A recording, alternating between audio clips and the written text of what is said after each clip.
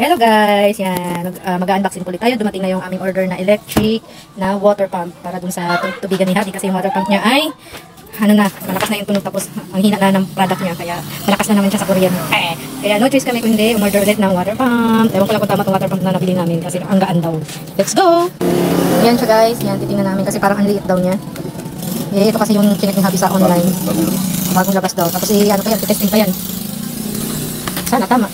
W ano yan? Ay hindi. Anong pangalan yan? Yung isa pala yun, yung Dymax WP20. Yan, iba yan, electric. Yan ba yung Japan? Ay, hindi. Yung isa pala yun, yung ano no? Yung gasoline water pump. Yan siya, yung vaccine namin. Bawal kasi may putusan vaccine. Susolid natin siya kung mali siya. Pero sana tama yung ano, yung water pump niya. Kasi ang hirap mag-solid dito. Kung mali yung water pump na pinadala. Malayo kasi yung ano dito. Yun talagang mahirap sa online guys. Pag bumili sa online, hindi mo alam yung sukat, hindi mo alam yung ano talaga. Pero i-try kung malakas siya o hindi. Kung hindi, wala tayong magagawa. Nasa 4 plus pa naman to.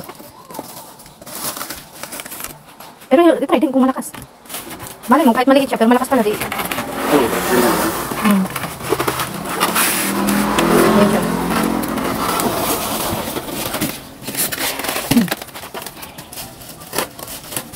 Kompleto ba? Pari nga natin po ito itsura ng water pump nga luma. Diba? Hindi pa nga. Ha? Malaki ang kuha niya inlet sa ano, tubig. Igop. Outlet. 1 and half. Hindi. Dos yun. Yeah, 1 and half na kumutang dali. 1 na? Oo. 1 and half. 1 and half. Same. 1 and half. Saan lagay dyan? Taklo ba yan? So, ayun na nga guys. Na-testing na ni Javi yung electric water pump. Gumagana naman siya. Hindi pa lang siya maitaki dun sa water refilling station. Baka bukas pa kasi gabi na kasi.